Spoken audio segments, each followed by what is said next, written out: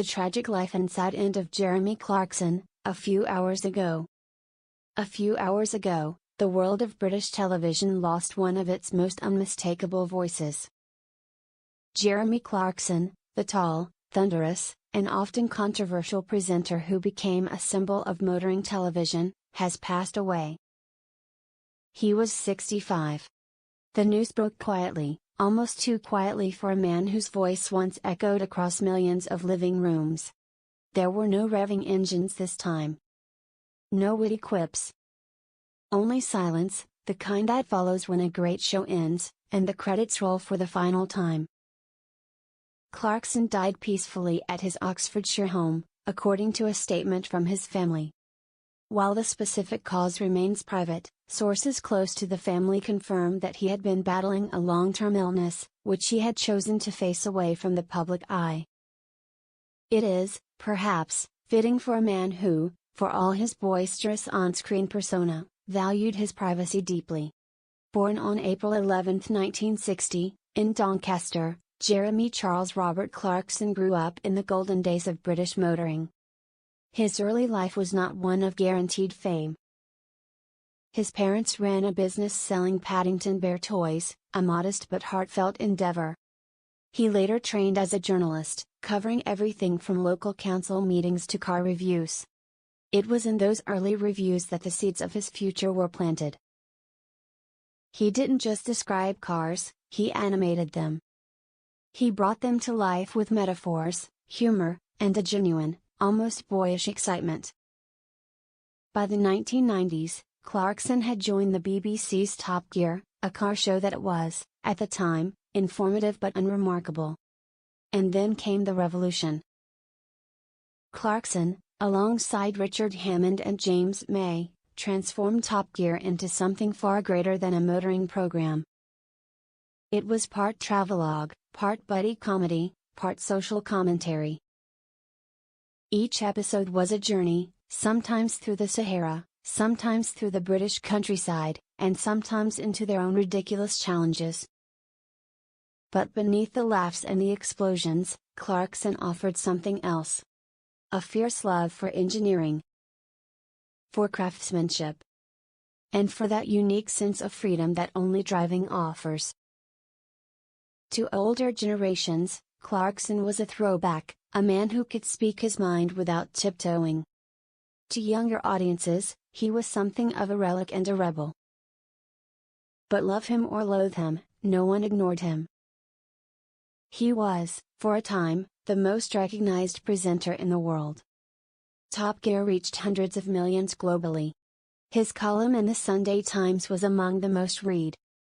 He penned bestsellers, voiced documentaries, and made a fortune doing what he loved. But fame, as always, came with its costs. Controversies followed Clarkson like exhaust smoke. There were moments when his humor crossed lines, when his comments caused outrage. The BBC eventually parted ways with him in 2015 after an altercation with a producer, a turning point in his career. Yet, remarkably, it wasn't the end. The Grand Tour, launched on Amazon Prime with Hammond and May, proved Clarkson's appeal hadn't faded. Viewers still tuned in, still laughed, still followed him on every absurd journey. But somewhere between the noise and the notoriety, Clarkson began to change. He slowed down. He bought a farm, diddly squat, as he humorously called it, and began a new chapter. Through Clarkson's Farm, a documentary series that surprised even his critics, he revealed a quieter, more thoughtful side. Viewers watched him struggle with crops, weather, and bureaucracy. They saw frustration, yes, but also care, humility, and an earnest attempt to reconnect with the land. It was in this raw rhythm that many began to see a different Clarkson. Still witty, still sharp, but more grounded. Less thunder, more rain. Less fire, more earth. But the illness came as life was finally finding its quieter notes. Friends say he was aware of the prognosis long before the public. He chose not to burden his fans, choosing instead to live as normally as possible. He continued filming. He continued writing. He still found joy in long drives and countryside pub lunches. But the road was shortening, and eventually, he knew he had reached the final mile. In his final weeks, he spent time with his children, his partner Lisa, and his dogs. There were few calls for attention, no grand farewell. Just long walks, warm fires, and the occasional glass of red. Earlier this week, he penned what would be his final column. It was about the sky. About how it seemed bluer that morning, despite the rain. About how even the noisiest man can fall in love with quiet. Jeremy Clarkson was not a saint. But he never claimed to be. He was flawed, fallible, and fiercely human. He said the wrong things, sometimes loudly.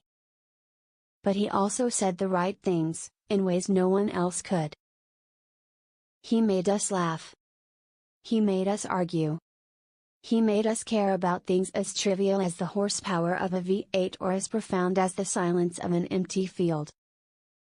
For those of us over 60, who remember the smell of petrol from childhood, the open roads of the 70s, and the way Top Gear changed Sunday evenings, this loss feels personal.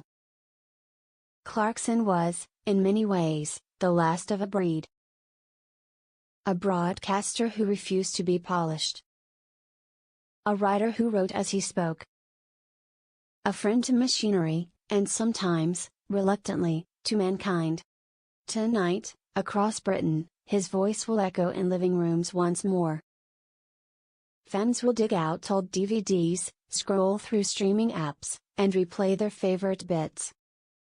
The Botswana special. The Vietnam motorbike trip. The Reliant Robin that kept tipping over.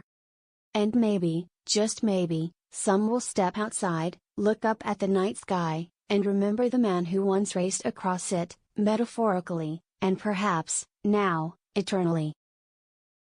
Jeremy Clarkson has left the track. But the tire marks remain. Good night, Jezza. Thanks for the ride.